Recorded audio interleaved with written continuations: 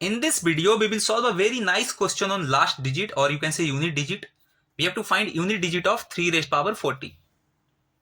Now we can find this value in various ways. Let us first discuss the method 1. Now in this method, I will use a concept known as cyclicity.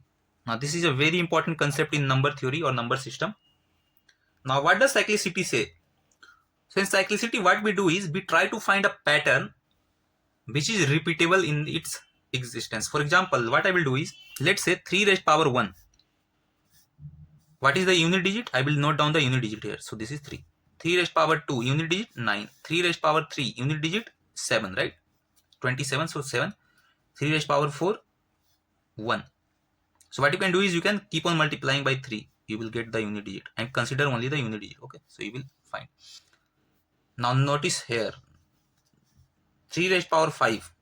Again I will multiply by 3, so I will get 3. 3 raised power 6. Again I will multiply by 3. Then again I will get 9. 3 raised power 7. Again I will multiply by 3. Then I will get 7. Right? So if you notice from here, 3, 9, 7, 1. 3, 9, 7 and again 1. So there is a cycle of 4, right? Which is repeating. Cycle of 4. Right? After 4 powers, my remainders are, my unit digit is same. This is repeating in nature, right? So can I say that if I have to find 3 raised power 40, then that will belong to either this or this. So one of these 4 classes this will belong, right? And how can I find that 3 raised power 40 belongs to which class? It can be found out on basis of the remainder when I divide this by 4, right? So what I mean to say is, when I divide the power 40 by 4 and I get remainder, so remainder is 0, right? Remainder is 0. It means that this will belong to this part. So 3 raised power 4 and it gives us a unit digit of 1. In other words, we can say that 3 raised power 40 will also give me a unit digit of 1. Why? Because this belongs to the same class, 3 raised power 4 class, right? Let's say this question would have been 3 raised power 43. Then what could have been our answer? So 43 by 4 remainder, that is 3. So this will belong to this class. So in this case our answer would have been 7. So I hope you understood the difference, right? And how we can use this technique. This cyclicity concept is very powerful actually. Once you find that your cycle length is 4, you can find any power of 3, right? That will be a cakewalk for you. So this was the cyclicity concept. Now another concept is a beautiful one, that is Euler's theorem. Euler's theorem. Now what does Euler's theorem say? It says that, let's say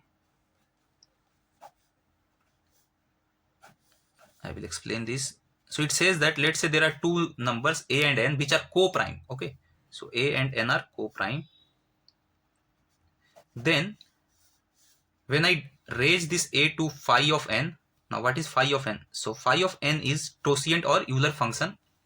It says that there are these many natural numbers from 1 to n which are co-prime with n. Okay, so there is a formula for phi of n also, right?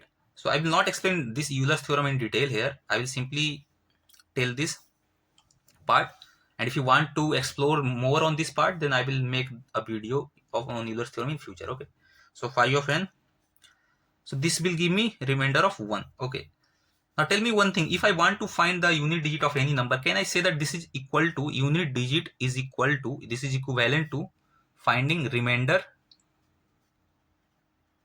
when divided by 10, right? For example, let's say 37, unit digit is 7, right? If you divide this by 10, then also you will get 7 only. Let's say take a large number, 9, 4, 7, 2, 4. Unit digit is 4. If you divide by 10, then also you will get the remainder as 4. So actually finding the unit digit is equivalent to finding the remainder when divided by 10. This is a very good concept actually. So let's say the question says 3 raised power 40 and I want to find unit digit. Can I say that this question is equivalent to finding the remainder of when I divide by 10? So this question is now this, 3 raised power 40 divided by 10 remainder, right? Now here just I saw that a raised power phi of n divided by n, remainder is 1 when a and n are co-prime. So is 3 and 10 co-prime? Yes. Why? Because their HCF is 1, right? HCF of 3 and 10 is 1. Also, what is the phi of n? Phi of n can be calculated as phi of n. Let me calculate this. Phi of n is calculated as, let's say this can be written as p1 raised power a, p2 raised power b, and so on. Then phi of n is n into 1 minus 1 by p1, 1 minus 1 by p2, and so on, right? So this is the prime factorization of n. This is the prime factorization of n. So phi of n will be n into 1 minus 1 upon p1 into 1 minus 1 upon p2, and so on. So all the prime numbers. Now if you notice here, we are not concerned with the powers. These are of no use for me when I find the phi of n, okay? So first I will do prime factorization, then I will simply use this formula. So what is the prime factorization of 10? 10 is 2 raised power 1 into 5 raised power 1, right? So then what is the value of phi of 10? So 10 into 1 minus 1 upon this prime, 1 minus 1 upon this prime, 1 minus 1 upon 5. So from here I will get 10 into half into 1 minus 1 by 5, 4 by 5, right? So 5 into 2, 10, this is gone. So from here I got 4. So in other words, can I say that 3 raised power 4, because this is phi of n, by 10, remainder is 1. But I want the answer for 3 raised power 40, right? Now obviously 40 is nothing but raised to power 10, right? So obviously I can raise this also to power 10. So again I am going to get 1 only. So here also I got the remainder as 1 only. In other words, the unit digit is 1, right? Unit digit is 1.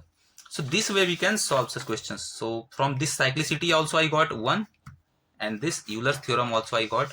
Our answer is 1, right? But in this question I will say that this cyclicity is better one. There is no need to do all these things, a raised power phi of n and all those things. You don't need to find a raised power, you don't need to find phi of n, right? Once you notice this beautiful pattern that after every cycle of 4 my unit digit is repeating, then you can easily find the answer of this question. So I hope this is clear to you, and this was a good learning thing for, I'm sure that it's a good learning thing for you. So you learn two concepts, cyclicity and Euler's theorem. I will discuss Euler's theorem in some other video in detail, so you can look out for that. So thank you.